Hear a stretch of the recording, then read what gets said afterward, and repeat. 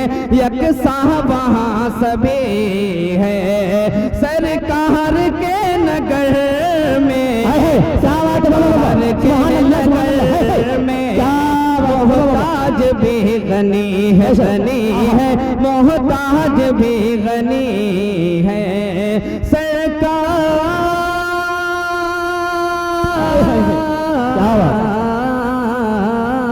کے نگر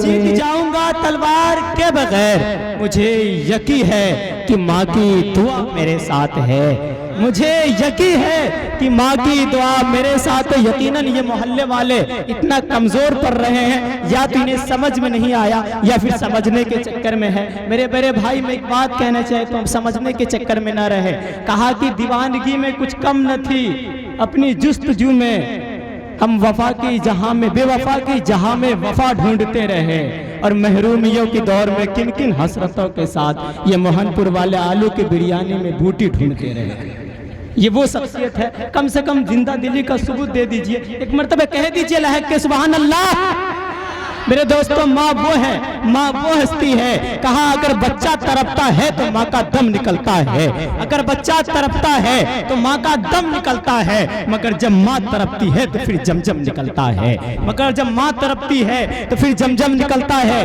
آئیے حضرات گرامی وقت کم ہے میں چاہتا ہوں اپنے سفر کو آگے بڑھاتے ہوئے اب ان شخصیت کے دہلیز پہ دستک دو جن کو سننے کے لیے آپ بےتاب ہیں آپ پلکیں بچھائے ہوئے ہیں میرے دوستو اس وقت میں ان شخصیت کے دہلیز پر کھڑا ہوں یقیناً میرے زبان میں لڑکھڑا رہی ہے لیکن میں لڑکھڑاتے ہوئے شخصیت تک پہنچوں لیکن اس بات اگر کہہ دو میرے دوستوں کو اس شخصیت کو میں آپ کے حوالے کرنے کی کوشش کر رہا ہوں اس شخصیت کے دہلیز پہ اس وقت دستک دینے کی کوشش کر رہا ہوں جنہیں آپ فن خطابت کا اداکار اور کلاکار بھی کہہ سکتے ہیں اللہ نے ان کی زبان میں وہ تاثیر بخشی ہے کہ وہ چند منٹ کے لمحوں میں سامعین کو اپنا بنا لیتے ہیں ان کی تقریر میں دریا کی روانی ہے ان کی تقریر میں بادل کی گرج سورج کی چمک یوں اگر کہہ لیا جائے تو بجلی کی کرک بھی ہے وہ ہستی جن کی تقریر میں چیتا کی پکار ہے وہ ہستی جن کی تقریر میں شیر کی دہاڑ بھی ہے آئیے حضرات گرامی ان تمام چیزوں کے ساتھ ساتھ پھولوں کی مہک کلیوں کی چٹک اور کوئل کی سریلی آواز بھی ہے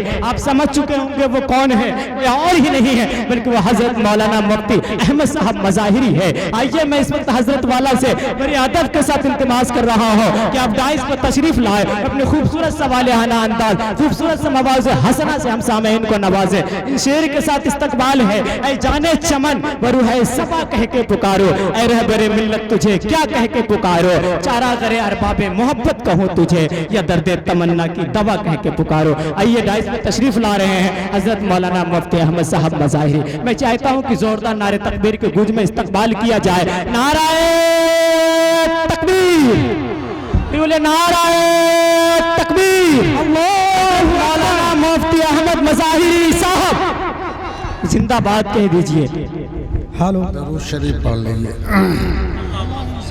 اللہم صلی علی سیدنا محمد وعطرته بعدد كل معلوم لك بسم اللہ الرحمن الرحیم وبه نستعین الحمد للہ رب العالمین والصلاة والسلام على سید المرسلین وعلى آلہ وأصحابہ وأزواجہ وذریاتہ وأہل بیتہ اجمعین اما بعد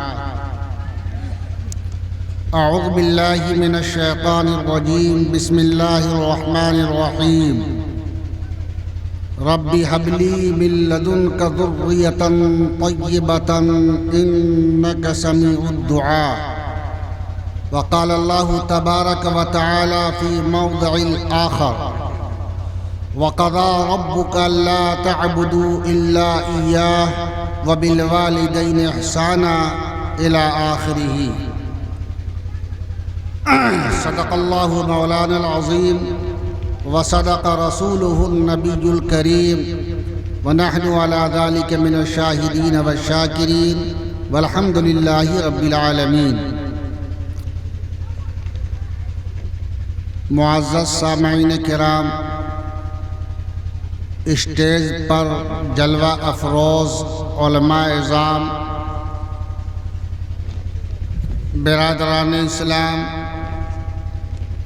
اور پردہ میں بیٹھ کر کے دین کی باتوں کو سننے والیاں ہماری پیاری ماں و بہنیں، انتہائی خوشی و مسرت کا مقام ہے کہ آج سرزمین کٹہرہ میں اللہ کے فضل و کرم سے ایک سنت کو زندہ کیا جا رہا ہے، اور جناب رسول اللہ صلی اللہ علیہ وسلم نے ارشاد فرمایا کہ اگر آخری زمانے میں جس وقت کی میری سنت کا جنازہ نکل رہا ہوگا، میری سنتوں کو لوگ ترک کر رہے ہوں گے، میری سنتوں کا لوگ مذاق اڑا رہے ہوں گے، ایسے وقت میں اگر کوئی شخص میری ایک سنت کو زندہ کرے گا تو اللہ تعالی اس کو 100 شہیدوں کا ثواب عطا فرمائیں گے۔ آج یہ سنت کا لفظ ہماری زبان پر ہی رہ گیا ہے، اور اس سے آگے بڑھ جائیں گے تو وہ کتاب میں محفوظ ہے۔ ہم کتاب میں فائل صدقات کی شکل میں ہو، یا منتخبات احادیث کی شکل میں ہو، یا روزمرہ پڑھی جانے والی ہماری مطالعے کی کتابیں کیوں نہ ہو، پڑھتے ہم ضرور ہیں۔ اور ابھی ہمارے مفتی زین الدین صاحب دامت برکاتہم فرما رہے تھے کہ جس انداز سے آج لوگوں نے سنت کا مذاق اڑایا، شریعت کا خاتمہ کر دیا، اسی انداز سے اللہ تعالیٰ آج ہمارے ساتھ معاملہ بھی فرما رہے ہیں۔ آج ہماری کثرت کے باوجود ہم اپنی قلت محسوس کر رہے ہیں، اکثریت کے باوجود اقلیت کے احساس کمتری کے شکار میں مبتلا ہو رہے ہیں۔ یہ ساری چیزیں اللہ کی دی ہوئی نعمتوں کے ناشکری کے نتیجے میں اللہ دے رہا ہم کو۔ آج اللہ جو مکان ہم کو دیا ہے، اللہ جو اولاد کی شکل میں نعمت ہم کو دی ہے، اور سب سے عظیم نعمت اللہ کی وہ صحت و تندرستی کی شکل میں ہے۔ وہ پروردگار عالم جس نے مجھ کو قوت توانائی عطا فرمائی، وہ پروردگار عالم جس نے میری آنکھ میں بینائی عطا فرمائی، اور وہ ہماری ماں بہنیں جس نے پیغمبر کو بھی جنم دیا، جس نے نبیوں کو جنم دیا، جس نے ولیوں کو جنم دیا، جس نے اولیاء کو جنم دیا، جس نے علماء کو جنم دیا، جس نے حفاظ کو جنم دیا، اور جس نے قطب ابدال کو جنم دیا، وہ ماں بھی کان کھول کر کے سن لے کہ وہ ایک زمانہ تھا، وہ بھی ایک ماں تھی جس نے یہ خبر سنا کہ تیرا لڑکا آج شیر کو پکڑ کر کے چیر دیا، کہا اس میں میرے بیٹے کا کوئی کمال نہیں ہے۔ میرا بیٹا اگر شیر کے منہ میں ہاتھ ڈال کر کے اس کا 2 ٹکڑا کر دیا ہے تو اس میں میرے بیٹے کا کوئی کمال نہیں ہے، کمال میرا ہے۔ میں نے آج تک اپنے بیٹے کو بلا وضو دودھ نہیں پلائی ہے.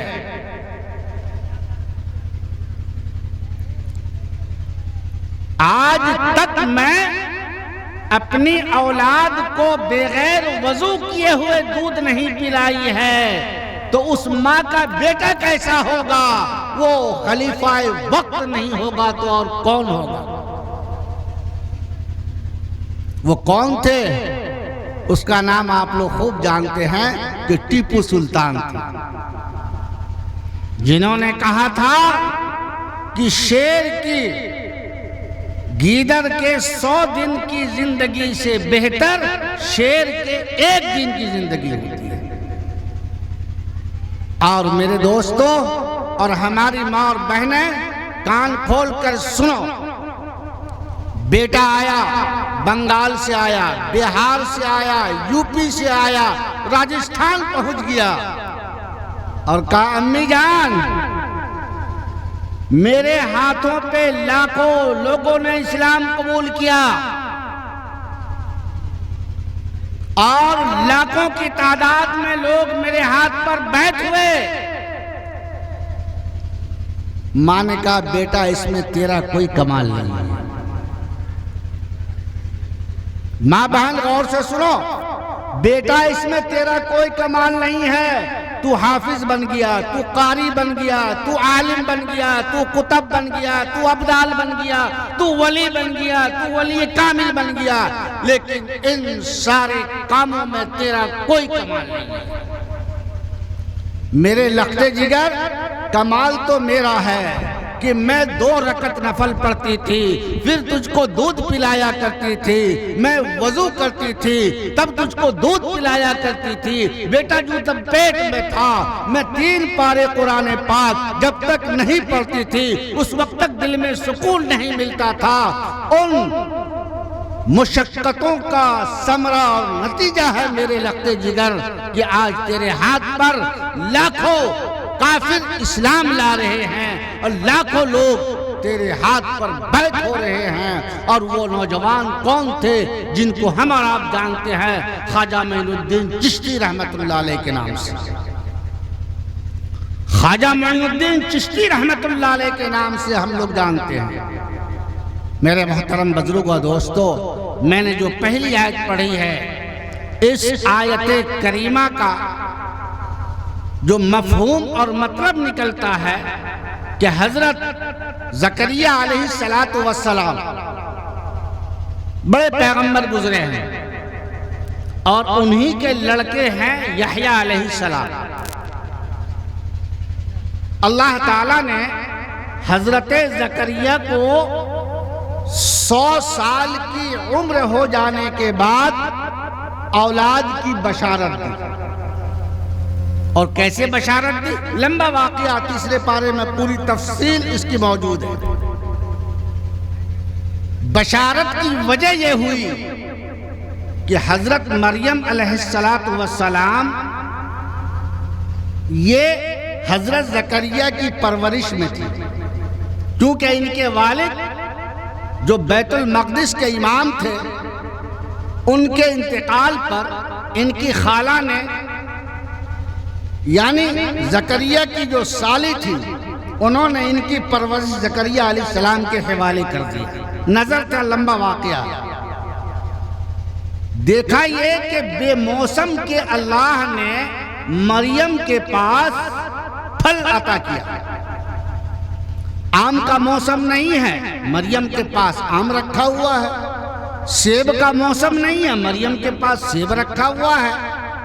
زکریہ علیہ السلام نے پوچھا کہ اے بیٹی بے موسم کے پھل تیرے پاس کہاں سے آتے ہیں؟ مریم نے کہا کہ پروردگار کے پاس. اچانک ایک داعیہ پیدا ہوا، ایک خیال پیدا ہوا. اب ظاہر سی بات ہے جہاں اتنے بچے بیٹھے ہوئے ہیں ہم نے دیکھا میرے پاس کوئی اولاد نہیں ہے، تو اس وقت انسان کے دل میں ایک امنگ پیدا ہوتی ہے، ایک جذبہ پیدا ہوتا ہے، ایک جوش پیدا ہوتا ہے.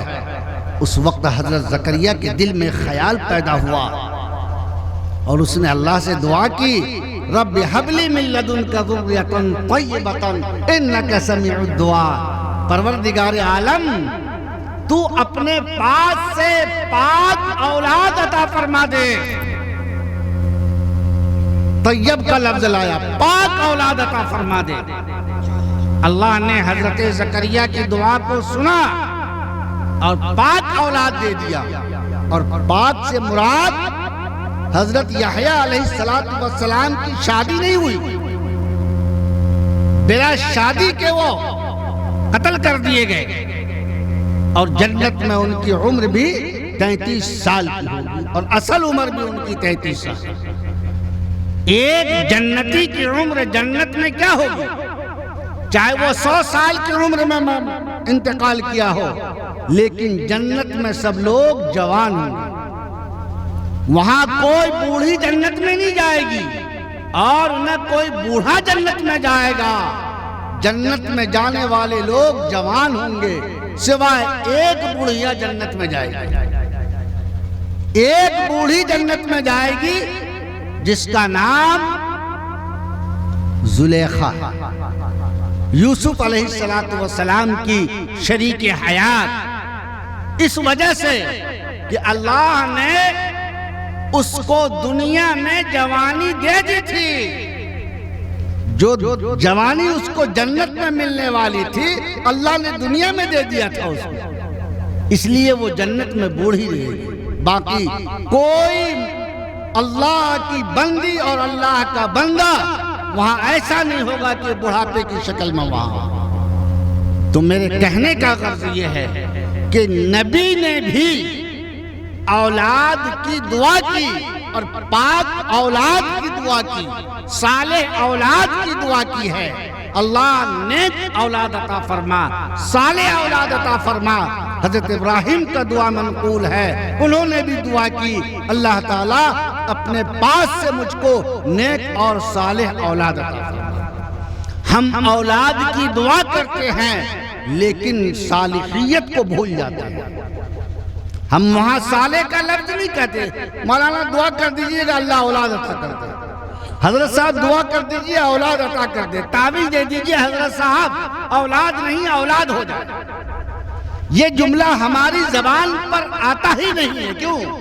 न मेरे दिमाग में सालिहियत है, न मेरे माहौल में सालिहियत है, न हमारे मुआशरे में सालिहियत है, न हमारे खानदान के लोगों में सालिहियत है। सालिहियत का फकदान हो गया।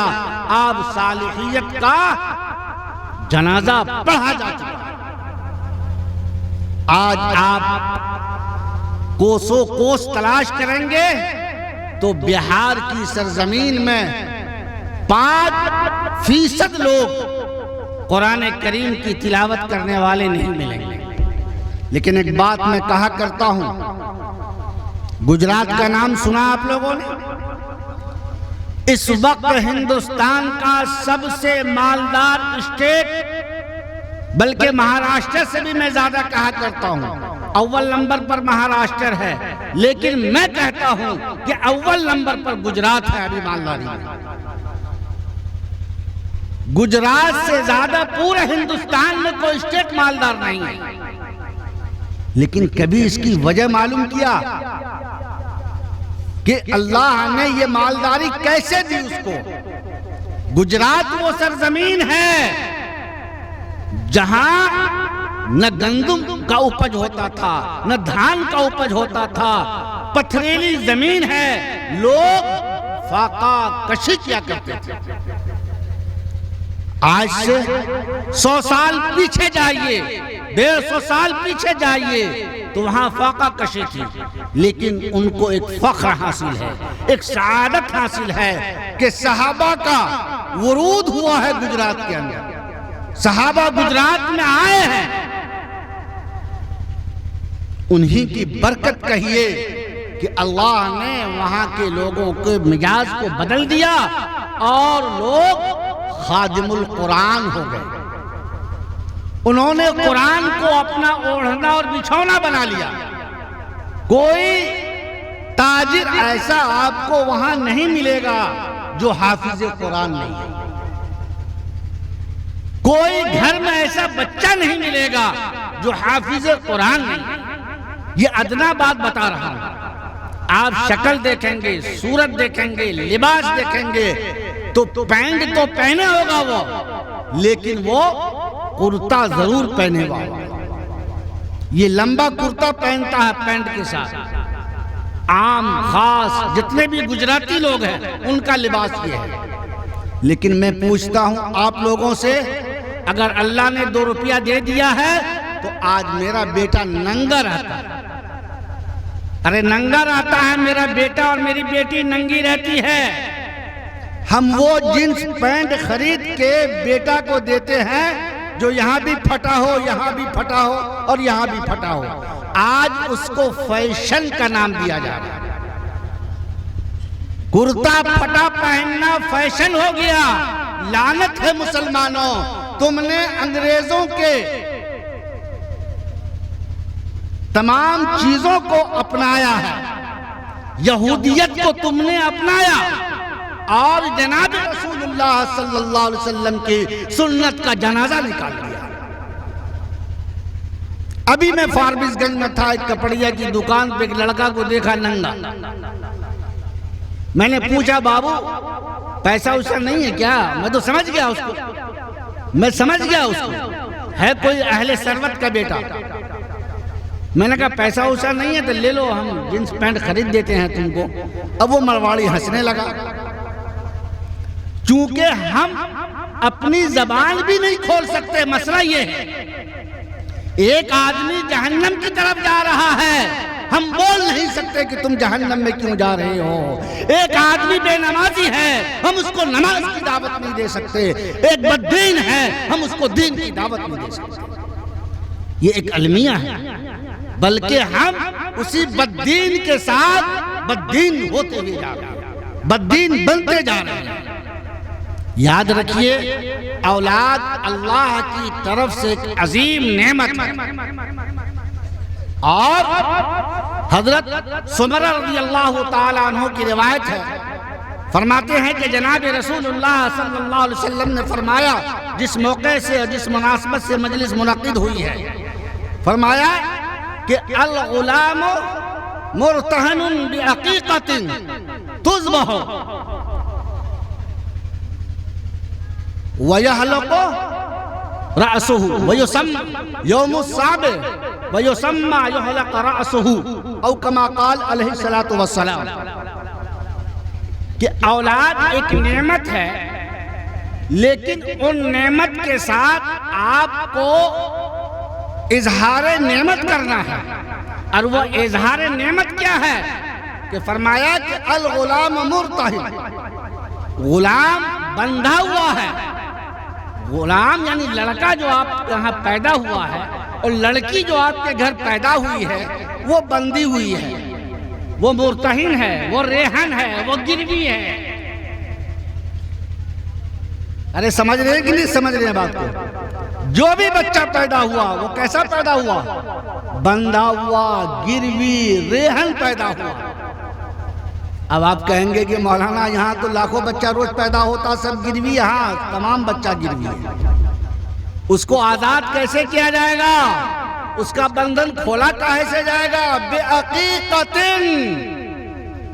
عقیقہ کے ذریعے سے اس کا بندھن کاٹو، وہ جو ریحن رکھا ہوا اس کو ریحن چھوڑاؤ۔ اور کس کے ذریعے سے؟ عقیقہ کے ذریعے سے۔ اور جب تم نے تذبحو، اس بندھن کو کاٹنے کے لیے، ختم کرنے کے لیے ذبح کرو، تم عقیقہ قربانی کرو، اور کس دن کرو؟ یوم السابع، 7ویں دن۔ اب آپ کہیں گے قاری صاحب کے ہاں تو 21ویں دن ہو گیا ہے۔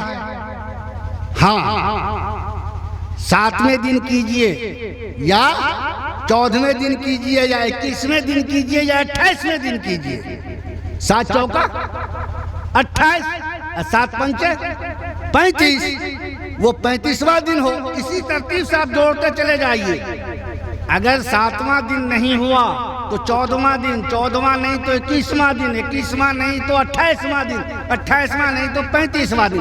یعنی اگر بچہ اتوار کو پیدا ہوا ہے تو آپ سنیچر کو اس کا عقیقہ کر دیجئے، جو 7واں دن ہوتا ہے، چاہے 5 سال کے بعد آپ کر رہے ہیں.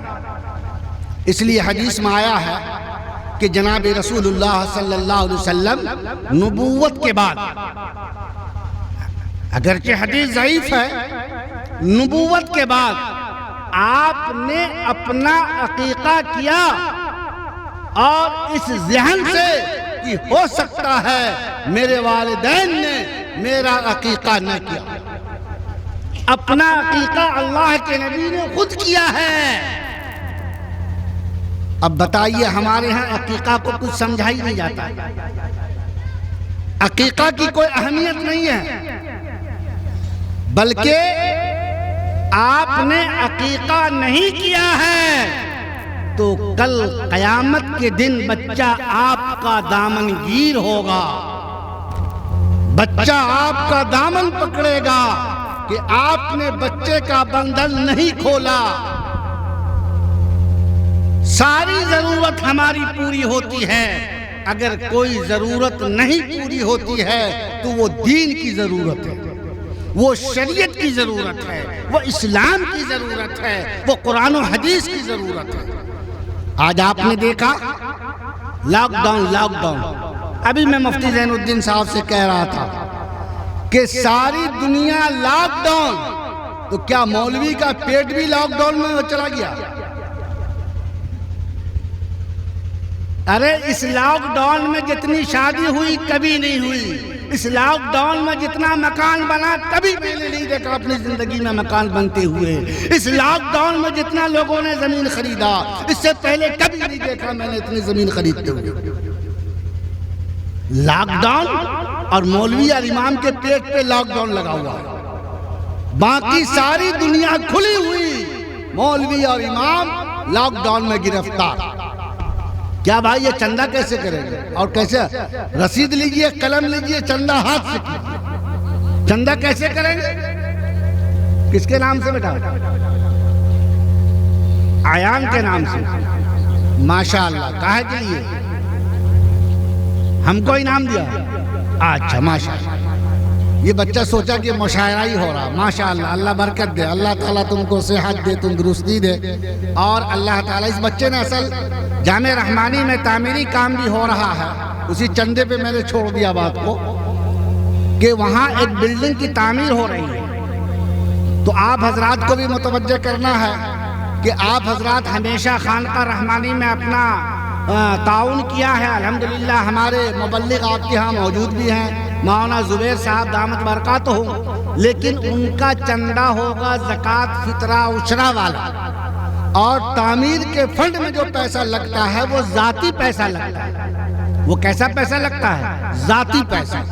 تو آپ حضرات وہاں ایک مطبخ کی تعمیر ہو رہی ہے، تو ہم اور حضرت مولانا جمیل احمد صاحب آپ حضرات کی خدمت میں حاضر اس غرض سے بھی ہوئے ہیں کہ آپ متعارف ہیں، ہم بھی آپ سے متعارف ہیں، آپ کے ہاں خانقاہ رحمانی بھی متعارف ہے. ہم اپنے علاقے سے 5.5 لاکھ روپیہ بھیج چکے ہیں، رواحی، رامپور وغیرہ ملا کر کے. اب ادھر کا نمبر آیا ہے، آپ حضرات سے جتنا ہو سکے، کوئی ضروری نہیں ہے 5,000 روپیہ ایک آدمی دے گا، ہرگز نہیں. 5, 50, 100 جس کو جو توفیق ہو اس تعمیری کام میں ضرور حصہ لیں. اللہ تعالیٰ برکت عطا فرماوے. بہرحال میں عرض کر رہا تھا کہ لاک ڈاؤن لگا تو 2 چیز کو لگا، مسجد اور مدرسہ کو. باقی کسی چیز کا لاک ڈاؤن نہیں تھا. نہ گاڑی، نہ چھکڑا، نہ آنا، نہ جانا، نہ کھانا، نہ پینا، سارا چیز کھلا ہوا. اگر بند ہوا تو امام کا چولہا، اور بند ہوا تو اس مدرس کا چولہا جو کسی مدرسے سے وابستہ تھا. ہے یا نہیں؟ یہ کتنی کمزور بات ہے. ہم اپنی ضرورت کا خیال رکھیں لیکن نائب رسول کی ضرورت کا خیال نہیں رکھیں. ہم اپنے امام کی ضرورت کا خیال نہیں رکھیں. اس سے بڑا بدقسمت انسان کون ہو سکتا ہے میرے دوست؟ کوئی نہیں سوئے زمین پر ہو سکتا ہے. ایک پنجابی کو دیکھیے، ایک سکھ کو دیکھیے، ایک کافر کو دیکھیے، ایک غیر مسلم کو دیکھیے، کسی مذہب میں آپ چلے جائیے، اتنے سخت لوگ کہیں نہیں ملیں گے۔ تمام ضرورت میری پوری ہو اور مدرسے کی ضرورت میری پوری نہیں ہو، یہ تو افسوس کا مقام ہے۔ جو ہمارا دینی قلعہ ہے، جس سے ہم ہر اعتبار سے استفادہ کرتے رہتے ہیں اور تا حیات کرتے رہیں گے، اس سے جو ہمارا محسن ہے، مربی ہے، مخلص ہے، اور اس سے بڑا مربی اور اس سے بڑا محسن اس روئے زمین پر میرا کوئی ہو ہی نہیں سکتا، مدرسہ اور مسجد سے زیادہ۔ تو بہرحال میں آپ سے یہ عرض کر رہا تھا کہ بچہ اگر پیدا ہو تو آپ ان کا عقیقہ کیجئے، اور نمبر 2 اس کا اچھا نام رکھیے۔ نام سمجھتے ہیں؟ گڈو، لڈو، پپو، منٹو، سنٹو، چھٹو، ہٹو، جتنا خراب نام ہے وہ نام آپ اپنے بچے کا رکھ دیتے ہیں دلار میں، اور وہ ایسا دلار ہوتا ہے کہ بڈھا ہو گیا اور اس کا نام ہے سرسو، اس کا نام ہے توڑی، اس کا نام ہے دھان، کسی کا نام ہے گیہوں۔ نام نہیں لکھ سکیں گے آپ، یہ بڑی محرومی کی بات ہے۔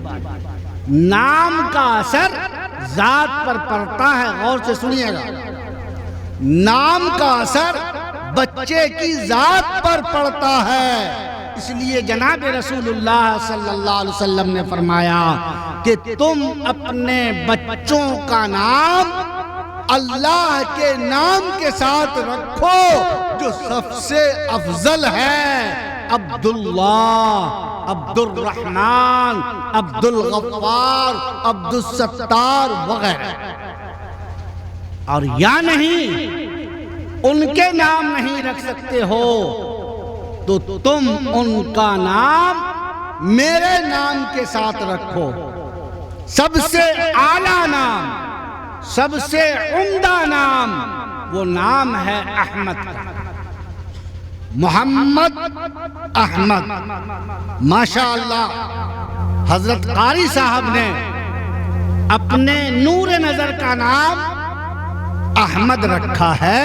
میں نے آتے معلوم کیا کہ آپ نے اپنے نور نظر کا نام کیا رکھا ہے، تو احمد، اللہ تعالیٰ اس کو اسم با مسمہ بنا۔